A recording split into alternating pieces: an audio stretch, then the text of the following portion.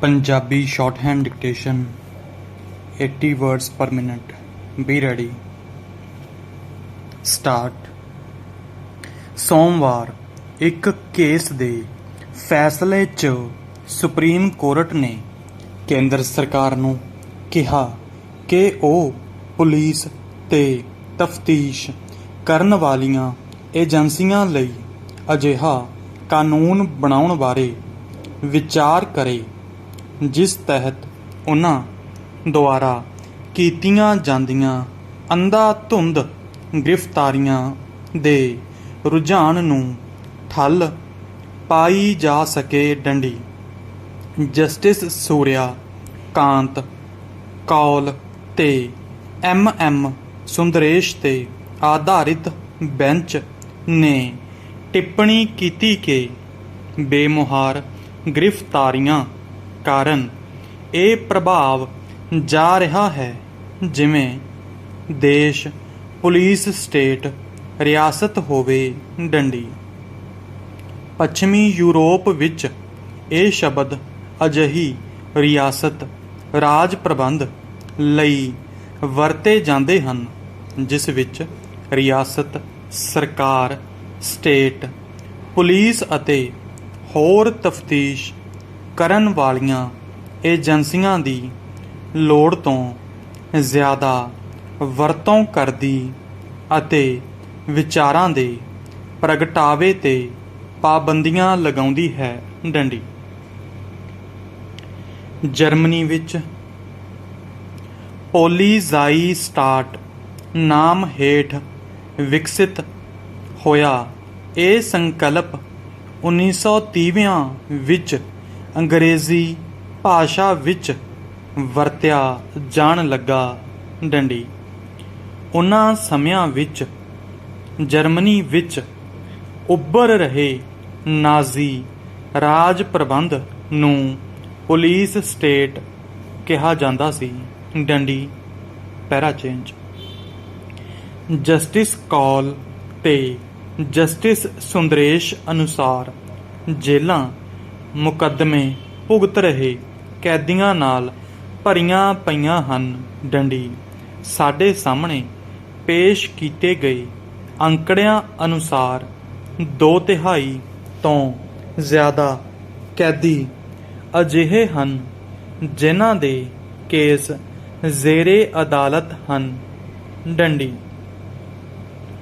ਇਹਨਾਂ ਵਿੱਚੋਂ ਵੀ ਬਹੁਤੇ ਅਜਿਹੇ ਹਨ ਜਿਨ੍ਹਾਂ ਨੂੰ ਉਨ੍ਹਾਂ ਵਿਰੁੱਧ ਦਰਜ ਕਰਨਯੋਗ ਸ਼ਿਕਾਇਤਾਂ ਹੋਣ ਦੇ ਬਾਵਜੂਦ ਗ੍ਰਿਫਤਾਰ ਨਹੀਂ ਸੀ ਕੀਤਾ ਜਾਣਾ ਚਾਹੀਦਾ ਕਿਉਂਕਿ ਉਨ੍ਹਾਂ ਕੇਸਾਂ ਵਿੱਚ ਕੁੱਲ ਸਜ਼ਾ 7 ਸਾਲ ਜੇਲ੍ਹ ਜਾਂ ਉਸ ਤੋਂ ਘੱਟ ਹੈ। ਡੰਡੀ ਉਹ ਨਾ ਸਿਰਫ ਗਰੀਬ ਅਤੇ ਅਨਪੜ੍ਹ ਹਨ ਸਗੋਂ ਉਨ੍ਹਾਂ ਵਿੱਚ ਔਰਤਾਂ ਵੀ ਸ਼ਾਮਿਲ ਹਨ। ਡੰਡੀ ਕਾਨੂੰਨੀ ਮਾਹਿਰ ਸਤਿੰਦਰ ਕੁਮਾਰ ਅੰਤਿਲ ਬਨਾਮ central bureau of investigation CBI case ਵਿੱਚ ਕੀਤੀ ਗਈ ਇਸ ਟਿੱਪਣੀ ਅਤੇ ਸੁਪਰੀਮ ਕੋਰਟ ਦੁਆਰਾ ਜਾਰੀ ਕੀਤੇ ਹੋਰ ਦਿਸ਼ਾ ਨਿਰਦੇਸ਼ਾਂ ਨੂੰ ਬਹੁਤ ਮਹੱਤਵਪੂਰਨ ਮੰਨ ਰਹੇ ਹਨ। ਡੰਡੀ ਸਰਬ ਉੱਚ ਅਦਾਲਤ ਨੇ ਕਿਹਾ ਕਿ ਪੁਲਿਸ ਤੇ ਤਫਤੀਸ਼ ਕਰਨ ਵਾਲੀਆਂ ਹੋਰ ਏਜੰਸੀਆਂ ਅਦਾਲਤ ਦੁਆਰਾ ਅਰਨੇਸ਼ ਕੁਮਾਰ ਬਨਾਮ ਸਟੇਟ ਆਫ ਬਿਹਾਰ ਕੇਸ ਵਿੱਚ ਦਿੱਤੇ ਗਏ ਦਿਸ਼ਾ ਨਿਰਦੇਸ਼ਾਂ ਦੀ ਪਰਵਾਹ ਕੀਤੇ ਬਗੈਰ CRPC ਦੀ ਧਾਰਾ 41 ਅਤੇ 41 Punjabi shorthand dictation speed 85 words per minute. Be ready. Start. ਕੇਂਦਰ ਸਰਕਾਰ ਦੇ ਵਾਤਾਵਰਣ ਵਣ ਅਤੇ ਜਲਵਾਯੂ ਪਰਿਵਰਤਨ ਮੰਤਰਾਲੇ ਵੱਲੋਂ ਵਣ ਸੰਭਾਲ ਨਿਯਮ 2022 ਜਾਰੀ ਕਰਨ ਪਿੱਛੋਂ ਨਵੀਂ ਬਹਿਸ ਦੀ ਸ਼ੁਰੂਆਤ ਹੋਈ ਹੈ ਡੰਡੀ। ਜੁਲਾਈ ਚੜ੍ਹਦਿਆਂ ਹੀ ਸਰਕਾਰ ਨੇ ਬੁਨਿਆਦੀ ਢਾਂਚੇ ਅਤੇ ਹੋਰ ਵਿਕਾਸ ਪ੍ਰਾਜੈਕਟਾਂ ਵਾਸਤੇ ਵਣਾਂ ਨਾਲ ਜੁੜੀ ਜ਼ਮੀਨ ਨੂੰ ਵਪਾਰ ਤੇ ਕਾਰੋਬਾਰਾਂ ਲਈ ਲੈਣੀ ਸੁਖਾਲੀ ਬਣਾਉਣ ਦਾ ਫੈਸਲਾ ਕੀਤਾ ਹੈ ਡੰਡੀ। ਜਾਰੀ ਨੋਟੀਫਿਕੇਸ਼ਨ ਅਨੁਸਾਰ ਵਣ ਖੇਤਰ ਵਿੱਚ ਰਹਿਣ ਵਾਲੇ ਕਬਾਇਲੀਆਂ ਦੇ ਹੱਕਾਂ ਨੂੰ ਨਿਯਮਤ ਕਰਨ ਦੇ ਅਧਿਕਾਰ ਸੂਬਾਈ ਸਰਕਾਰਾਂ ਨੂੰ ਸੌਂਪ ਦਿੱਤੇ ਗਏ ਹਨ ਡੰਡੀ। ਇਹਨਾਂ ਨਿਯਮਾਂ ਨੇ 28 ਜੂਨ 2003 ਨੂੰ ਜਾਰੀ ਨਿਯਮਾਂ ਦੀ ਜਗ੍ਹਾ ਲਈ ਹੈ ਡੰਡੀ। ਪਹਿਲਾਂ ਦੇ ਨਿਯਮਾਂ ਅਨੁਸਾਰ ਵਣ, ਜਲ ਅਤੇ ਜ਼ਮੀਨ ਨਾਲ ਜੁੜੇ ਮੁੱਦਿਆਂ ਬਾਰੇ ਅੰਤਿਮ ਫੈਸਲਾ ਸੰਬੰਧਿਤ ਕਬਾਇਲੀ ਲੋਕਾਂ ਦੀ ਸਹਿਮਤੀ ਤੋਂ ਬਿਨਾਂ ਨਹੀਂ ਲਿਆ ਜਾ ਸਕਦਾ ਸੀ ਡੰਡੀ। ਨਵੇਂ ਨਿਯਮ ਪ੍ਰਾਜੈਕਟ ਲਗਾਉਣ ਦੀ ਲੰਮੀ ਪ੍ਰਕਿਰਿਆ ਨੂੰ ਛੋਟੀ ਕਰਨ ਦੇ ਨਾਮ ਉੱਤੇ ਲਾਗੂ ਕੀਤੇ ਜਾ ਰਹੇ ਹਨ ਡੰਡੀ। ਪੈਰਾ ਚੇਂਜ। ਨਵੇਂ ਨਿਯਮਾਂ ਤਹਿਤ ਕੇਂਦਰ ਸਰਕਾਰ ਪ੍ਰਾਜੈਕਟ ਨੂੰ ਮਨਜ਼ੂਰੀ ਦੇ ਕੇ ਰਾਜ ਸਰਕਾਰ ਨੂੰ ਸੰਬੰਧਿਤ ਲੋਕਾਂ ਦੇ ਮੁਆਵਜ਼ੇ ਅਤੇ ਹੋਰ ਹੱਕਾਂ ਦਾ ਫੈਸਲਾ ਕਰਨ ਲਈ ਕਹਿ ਸਕਦੀ ਹੈ ਡੰਡੀ। ਕਬਾਇਲੀ ਮਾਮਲਿਆਂ ਬਾਰੇ ਮੰਤਰਾਲੇ ਨੇ 2015 ਵਿੱਚ ਸੁਝਾਅ ਦਿੱਤਾ ਸੀ ਕਿ ਨਿਯਮਾਂ ਵਿੱਚ ਕਿਸੇ ਵੀ ਤਰ੍ਹਾਂ ਦੀ ਤਬਦੀਲੀ ਤੋਂ ਕਬਾਇਲੀ ਲੋਕਾਂ ਦੇ ਵਣ, ਜ਼ਮੀਨ ਅਤੇ ਜਲ ਉੱਤੇ ਅਧਿਕਾਰਾਂ ਨੂੰ ਨਜ਼ਰਅੰਦਾਜ਼ ਨਾ ਕੀਤਾ ਜਾਵੇ ਡੰਡੀ। ਮਾਹਿਰਾਂ ਦਾ ਮੰਨਣਾ ਹੈ ਕਿ ਜੇਕਰ ਪ੍ਰਾਜੈਕਟ ਨੂੰ ਕੇਂਦਰ ਅਤੇ ਰਾਜ ਸਰਕਾਰ ਵੱਲੋਂ ਮਨਜ਼ੂਰੀ ਦੇਣ ਪਿੱਛੋਂ ਗ੍ਰਾਮ ਸਭਾ ਵਿੱਚ ਲਿਆਂਦਾ ਜਾਂਦਾ ਹੈ ਤਾਂ ਗ੍ਰਾਮ ਸਭਾ ਅਪ੍ਰਾਸੰਗਿਕ ਹੋ ਕੇ ਰਹਿ ਜਾਵੇਗੀ। ਸਰਕਾਰੀ ਅਧਿਕਾਰੀ ਦਬਾਅ ਪਾ ਕੇ ਗ੍ਰਾਮ ਸਭਾਵਾਂ ਤੋਂ ਫੈਸਲੇ ਕਰਵਾ ਲੈਣਗੇ ਡੰਡੀ। ਕਬਾਇਲੀਆਂ ਦੇ ਜਲ, ਵਣ ਅਤੇ ਜ਼ਮੀਨ ਉੱਤੇ ਹੱਕਾਂ ਦੇ ਮਾਮਲੇ ਵਿੱਚ ਉੜੀਸਾ ਦੀਆਂ ਨਿਆਮਗਿਰੀ ਪਹਾੜੀਆਂ ਦੀ ਮਿਸਾਲ ਮਹੱਤਵਪੂਰਨ ਹੈ ਡੰਡੀ। ਸੁਪਰੀਮ ਕੋਰਟ ਨੇ ਇੱਕ ਵੱਡੇ ਕਾਰਪੋਰੇਟ ਘਰਾਣੇ ਨੂੰ ਕੇਂਦਰ ਅਤੇ ਸੂਬਾ ਸਰਕਾਰਾਂ ਦੀ ਸਹਿਮਤੀ ਨਾਲ ਦਿੱਤੀ ਗਈ ਜ਼ਮੀਨ ਵਿੱਚੋਂ ਖਣਿਜ ਪਦਾਰਥ ਕੱਢਣ ਤੋਂ ਪਹਿਲਾਂ ਸੰਬੰਧਿਤ ਪਿੰਡਾਂ ਦੀਆਂ ਗ੍ਰਾਮ ਸਭਾਵਾਂ ਦੀ ਮਨਜ਼ੂਰੀ ਲੈਣ ਦਾ ਹੁਕਮ ਦਿੱਤਾ ਸੀ। ਗ੍ਰਾਮ ਸਭਾਵਾਂ ਨੇ ਸਰਕਾਰਾਂ ਅਤੇ ਕਾਰਪੋਰੇਟ ਅਦਾਰੇ ਦੀ ਸਾਂਝੇਦਾਰੀ ਦੇ ਬਾਵਜੂਦ ਸਰਕਾਰੀ ਤਜਵੀਜ਼ ਨੂੰ ਪ੍ਰਵਾਨ ਨਹੀਂ ਸੀ ਕੀਤਾ ਡੰਡੀ। ਪੈਰਾ ਚੇਂਜ।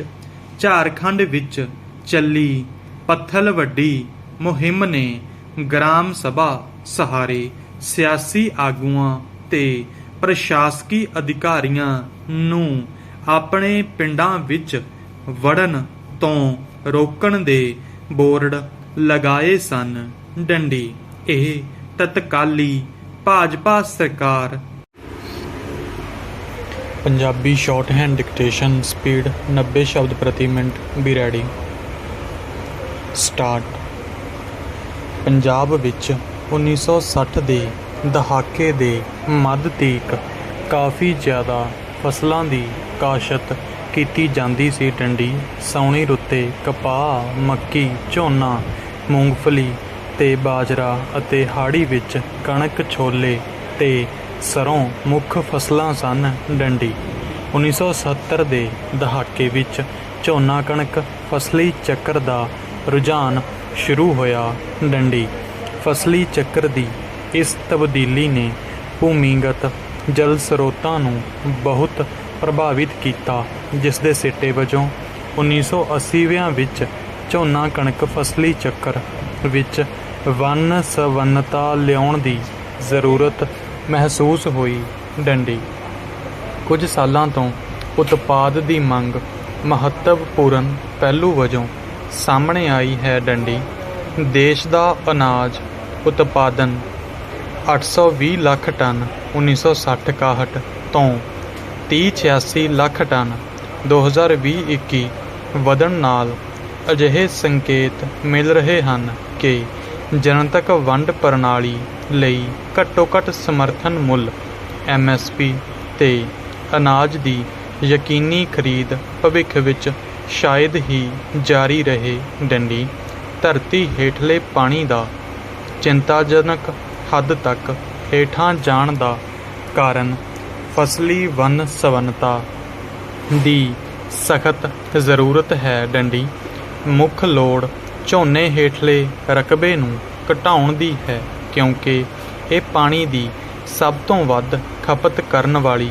ਫਸਲ ਹੈ। ਡੰਡੀ ਝੋਨੇ ਦੀ ਖੇਤੀ ਮਿੱਟੀ ਦੀ ਸਿਹਤ 'ਤੇ ਵੀ ਮਾੜਾ ਪ੍ਰਭਾਵ ਪਾਉਂਦੀ ਹੈ ਅਤੇ ਇਸ ਦੀ ਪਰਾਲੀ ਦਾ ਪ੍ਰਬੰਧਨ ਵੀ ਵੱਡਾ ਮਸਲਾ ਬਣ ਚੁੱਕਾ ਹੈ। ਡੰਡੀ ਜ਼ਿਆਦਾਤਰ ਨੀਤੀ ਘਾੜੇ ਅਤੇ ਵਿਗਿਆਨੀ ਦਾਲ ਤੇ ਤੇਲ ਫਸਲਾਂ ਦੀ ਤੁਲਨਾਤਮਕ ਆਮਦਨ ਨੂੰ ਅੱਖੋਂ ਪਰੋਖੇ ਕਰਕੇ ਇਹਨਾਂ ਦੀ ਕਾਸ਼ਤ ਦੀ ਝੋਨੇ ਦੇ ਬਦਲ ਵਜੋਂ ਵਕਾਲਤ ਇਸ ਆਧਾਰ 'ਤੇ ਕਰਦੇ ਹਨ ਕਿ ਇਹਨਾਂ ਦੀ ਘਰੇਲੂ ਮੰਗ ਕਾਫੀ ਜ਼ਿਆਦਾ ਹੈ ਅਤੇ ਇਹਨਾਂ ਨੂੰ ਪਾਣੀ ਘੱਟ ਚਾਹੀਦਾ ਹੈ। ਡੰਡੀ ਪੰਜਾਬ ਵਿੱਚ 1974 ਵਿੱਚ ਝੋਨਾ ਸਾਉਣੀ ਦੀ ਸਭ ਤੋਂ ਅਹਿਮ ਫਸਲ ਬਣ ਗਈ, ਜਦੋਂ ਇਸ ਦੀ ਕਾਸ਼ਤ ਹੇਠ 5.69 ਲੱਖ ਹੈਕਟੇਅਰ ਰਕਬਾ ਸੀ।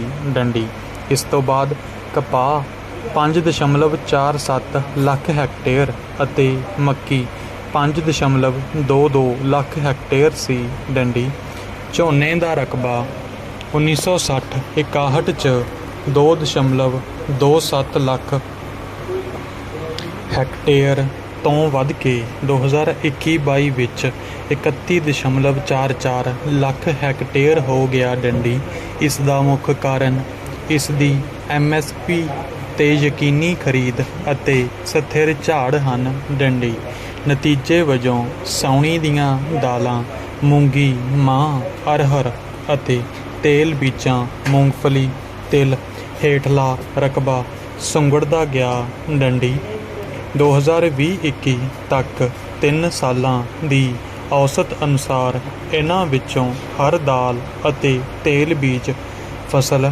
ਹੇਠ 3000 ਹੈਕਟੇਅਰ ਤੋਂ ਵੀ ਰਕਬਾ ਘੱਟ ਸੀ। ਡੰਡੀ ਪਹਿਲਾਂ ਇਹਨਾਂ ਫਸਲਾਂ ਦੀ ਕਾਸ਼ਤ ਹੇਠ ਸਭ ਤੋਂ ਵੱਧ ਰਕਬਾ ਇਸ ਪ੍ਰਕਾਰ ਸੀ: ਮੂੰਗੀ ਹੇਠ 54.9 ਹਜ਼ਾਰ ਹੈਕਟੇਅਰ 1994-95, ਮਾਂਹ ਹੇਠ 38.7 ਹਜ਼ਾਰ ਹੈਕਟੇਅਰ 1973-74, ਅਰਹਰ ਹੇਠ 42.5 ਹਜ਼ਾਰ ਹੈਕਟੇਅਰ 1984-85।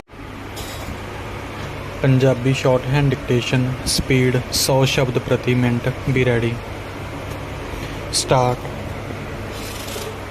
ਮੁਲਕ ਦੇ ਕੁੱਲ ਭੂਗੋਲਿਕ ਖੇਤਰ ਦੇ ਸਿਰਫ 1.53% ਵਾਲੇ ਪੰਜਾਬ ਨੇ 2019-20 ਵਿੱਚ ਮੁਲਕ ਲਈ 16% ਕਣਕ, 11% ਚੌਲ, 3.4% ਕਪਾਹ ਅਤੇ 7% ਦੁੱਧ ਦਾ ਉਤਪਾਦਨ ਕੀਤਾ ਹੈ। ਡੰਡੀ ਸੂਬਾ ਦੁਨੀਆ ਦਾ ਲਗਭਗ 2.5 ਫੀਸਦ ਚੌਲ, 2.3% ਕਣਕ ਅਤੇ 0.7% ਕਪਾਹ ਪੈਦਾ ਕਰਦਾ ਹੈ। ਡੰਡੀ ਪਿਛਲੇ ਦਹਾਕੇ ਦੌਰਾਨ ਇਸਨੇ ਕੇਂਦਰੀ ਅੰਨ ਭੰਡਾਰ ਵਿੱਚ 35 ਤੋਂ 40% ਕਣਕ ਅਤੇ 25 ਤੋਂ 30% ਚੌਲਾਂ ਦਾ ਯੋਗਦਾਨ ਪਾਇਆ ਹੈ। ਡੰਡੀ ਪੰਜਾਬ ਕੋਲ ਪੂਰੇ ਮੁਲਕ ਵਿੱਚ ਖੇਤੀਬਾੜੀ ਦਾ ਸਭ ਤੋਂ ਵਧੀਆ ਬੁਨਿਆਦੀ ਢਾਂਚਾ ਹੈ। ਡੰਡੀ ਸੂਬੇ ਵਿੱਚ ਪ੍ਰਤੀ ਕਿਸਾਨ ਪਰਿਵਾਰ ਦੀ ਔਸਤ ਮਹੀਨਾਵਾਰ ਆਮਦਨ 26,701 ਰੁਪਏ ਹੈ, ਜੋ ਮੁਲਕ ਦੇ ਦੂਜੇ ਸਾਰੇ ਸੂਬਿਆਂ ਨਾਲੋਂ ਵੱਧ ਹੈ। ਡੰਡੀ ਇਸ ਦੇ ਬਾਵਜੂਦ ਸੂਬੇ ਵਿੱਚ ਖੇਤੀ ਨਾਲ ਸੰਬੰਧਿਤ ਕਈ ਮੁੱਦੇ ਹਨ, ਜਿਵੇਂ ਧਰਤੀ ਹੇਠਲੇ ਪਾਣੀ ਦਾ ਲਗਾਤਾਰ ਹੇਠਾਂ ਜਾਣਾ, ਕਿਸਾਨਾਂ ਸਿਰ ਵੱਧ ਰਹੇ ਕਰਜ਼ੇ, ਗੈਰ ਖੇਤੀ ਸੈਕਟਰ ਵਿੱਚ ਰੁਜ਼ਗਾਰ ਦੇ ਮੌਕਿਆਂ ਦੀ ਘਾਟ ਆਦਿ। ਹੋਰ ਤਾਂ ਹੋਰ ਮਾਹਿਰਾਂ ਵੱਲੋਂ ਲੰਬੇ ਸਮੇਂ ਤੋਂ ਸੁਝਾਈ ਜਾ ਰਹੀ ਫਸਲੀ ਵੰਨ-ਸਵੰਨਤਾ ਦੀ ਅਜੇ ਤੱਕ ਸ਼ੁਰੂਆਤ ਵੀ ਨਹੀਂ ਹੋ ਸਕੀ। ਡੰਡੀ ਪੰਜਾਬ ਦੇ ਲਗਭਗ 67% ਕਿਸਾਨ 4 ਹੈਕਟੇਅਰ ਤੋਂ ਘੱਟ ਜ਼ਮੀਨ 'ਤੇ ਖੇਤੀ ਕਰਦੇ ਹਨ। ਹਾਲਾਂਕਿ ਉਹਨਾਂ ਕੋਲ ਕੁੱਲ ਵਾਹੀਯੋਗ ਜ਼ਮੀਨ ਦਾ ਸਿਰਫ 34.6% ਹਿੱਸਾ ਹੀ ਹੈ। ਡੰਡੀ ਦੂਜੇ ਪਾਸੇ 10 ਹੈਕਟੇਅਰ ਤੋਂ ਵੱਧ ਵਾਹੀਯੋਗ ਜ਼ਮੀਨ ਵਾਲੇ ਸਿਰਫ 5.3% ਕਿਸਾਨਾਂ ਕੋਲ ਸੂਬੇ ਦੀ ਕੁੱਲ ਵਾਹੀਯੋਗ ਜ਼ਮੀਨ ਦਾ 21.7% ਹਿੱਸਾ ਹੈ। ਡੰਡੀ ਪੰਜਾਬ ਵਿੱਚ ਔਸਤ ਜੋਤ ਦਾ ਆਕਾਰ 3.62 ਹੈਕਟੇਅਰ ਹੈ। ਡੰਡੀ ਇਸ ਵੇਲੇ ਸੂਬੇ ਵਿੱਚ 4.69 lakh tractor, 14.83 lakh tubewell, 92,000 thresher ਅਤੇ 19,000 ਕੰਬਾਈਨ ਹਾਰਵੈਸਟਰ ਹਨ। ਡੰਡੀ ਖੇਤੀ ਵਿੱਚ ਭਾਰੀ ਪੂੰਜੀ ਨਿਵੇਸ਼ ਅਤੇ ਘੱਟ ਪੱਧਰ ਦੀ ਬੱਚਤ ਕਰਜ਼ੇ ਦੀ ਪੰਡ ਵੱਲ ਲਿਜਾ ਰਹੀ ਹੈ। ਡੰਡੀ ਛੋਟੇ ਕਿਸਾਨਾਂ ਨੂੰ ਖੇਤਾਂ ਦੀ ਉਤਪਾਦਕ ਸਮਰੱਥਾ ਵਧਾਉਣ ਲਈ ਆਪਣੀ ਘਰੇਲੂ ਬਚਤ ਤੋਂ ਜ਼ਮੀਨ, ਸਿੰਜਾਈ ਅਤੇ ਖੇਤੀ ਮਸ਼ੀਨਰੀ 'ਤੇ ਖੇਤੀ ਨਿਵੇਸ਼ ਕਰਨਾ ਕਿਸੇ ਵੀ ਤਰ੍ਹਾਂ ਫਾਇਦੇਮੰਦ ਨਹੀਂ ਹੈ। ਡੰਡੀ ਇਸ ਲਈ ਮਹਿੰਗੀ ਮਸ਼ੀਨਰੀ ਅਤੇ ਸੰਦਾਂ ਦੀ ਖਰੀਦ ਨਾਲ ਸੰਬੰਧਿਤ ਵਿੱਤੀ ਬੋਝ ਘਟਾਉਣ ਲਈ ਸਹਿਕਾਰੀ ਖੇਤੀ ਨੂੰ ਹੁਲਾਰਾ ਦੇਣ ਦੀ ਲੋੜ ਹੈ। ਡੰਡੀ ਖੇਤੀ ਸੰਦ ਕਿਰਾਏ 'ਤੇ ਲੈਣਾ ਕਿਸਾਨਾਂ ਲਈ ਲਾਗਤ ਘਟਾਉਣ ਵਾਲਾ ਮਹੱਤਵਪੂਰਨ ਉਪਾਅ ਹੈ। ਡੰਡੀ ਸਮੂਹਕ ਤੌਰ 'ਤੇ ਕਿਸਾਨ ਖੁਦ ਵੀ ਆਪਣੇ ਸਾਧਨ ਇਕੱਠੇ ਕਰਕੇ ਸਹਿਕਾਰੀ ਖੇਤੀ ਸ਼ੁਰੂ ਕਰ ਸਕਦੇ ਹਨ। ਡੰਡੀ ਇਸ ਲਈ ਚੰਗੇ ਤਰੀਕੇ ਨਾਲ ਚਲਾਈਆਂ ਜਾਣ ਵਾਲੀਆਂ ਪ੍ਰਾਇਮਰੀ ਸਹਿਕਾਰੀ ਸਭਾਵਾਂ ਛੋਟੇ ਅਤੇ ਸੀਮਾਂਤ ਕਿਸਾਨਾਂ ਲਈ ਜੀਵਨ ਰੇਖਾ ਸਾਬਤ ਹੋ ਸਕਦੀਆਂ ਹਨ। ਡੰਡੀ ਇਸ ਤਰ੍ਹਾਂ ਛੋਟੇ ਕਿਸਾਨਾਂ ਨੂੰ ਆਪਣੀ ਸੌਦੇਬਾਜ਼ੀ ਕਰਨ ਦੀ ਤਾਕਤ ਨੂੰ ਮਜ਼ਬੂਤ ਕਰਨ ਲਈ ਗਰੁੱਪ ਅਤੇ FPO ਬਣਾਉਣੇ ਚਾਹੀਦੇ ਹਨ। ਡੰਡੀ ਇਕੱਠੇ ਹੋ ਕੇ ਉਹ ਨਾ ਸਿਰਫ ਥੋਕ ਵਿੱਚ ਘੱਟ ਕੀਮਤਾਂ 'ਤੇ ਚੰਗੀ ਗੁਣਵੱਤਾ ਵਾਲੀਆਂ ਖੇਤੀ ਵਸਤਾਂ ਖਰੀਦਣ ਦੇ ਯੋਗ ਹੋ ਜਾਣਗੇ, ਸਗੋਂ ਉੱਚੀਆਂ ਕੀਮਤਾਂ 'ਤੇ ਆਪਣੀ ਉਪਜ ਵੀ ਵੇਚ ਸਕਣਗੇ। ਡੰਡੀ ਇਸ ਤੋਂ ਇਲਾਵਾ ਕਿਸਾਨ ਅਜਿਹੇ ਫਸਲੀ ਚੱਕਰ ਦੀ ਚੋਣ ਕਰ ਸਕਦੇ ਹਨ ਜਿਸ ਲਈ ਵਧੇਰੇ ਮਜ਼ਦੂਰੀ ਦੀ ਲੋੜ ਵੀ ਹੋਵੇ ਅਤੇ ਕਣਕ ਝੋਨੇ ਦੇ ਚੱਕਰ ਨਾਲੋਂ ਵੱਧ ਮੁਨਾਫਾ ਵੀ ਹੁੰਦਾ ਹੋਵੇ, ਜਿਵੇਂ ਬਾਗਬਾਨੀ। ਡੰਡੀ ਇਸ ਨਾਲ ਖੇਤਾਂ ਵਿੱਚ ਰੁਜ਼ਗਾਰ ਦਾ ਸਮਾਂ ਵੀ ਵਧੇਗਾ। ਡੰਡੀ ਕੰਟਰੈਕਟ ਫਾਰਮਿੰਗ ਵੀ ਛੋਟੇ ਕਿਸਾਨਾਂ ਦੀ ਆਮਦਨ ਨੂੰ ਯਕੀਨੀ ਬਣਾਉਣ ਵਿੱਚ ਵੀ ਮਦਦ ਕਰ ਸਕਦੀ ਹੈ। ਡੰਡੀ ਹਾਲਾਂਕਿ ਦੋਵਾਂ ਧਿਰਾਂ ਦੀ ਸੁਰੱਖਿਆ ਲਈ ਸਖਤ ਨਿਯਮ ਤੈਅ ਅਤੇ ਲਾਗੂ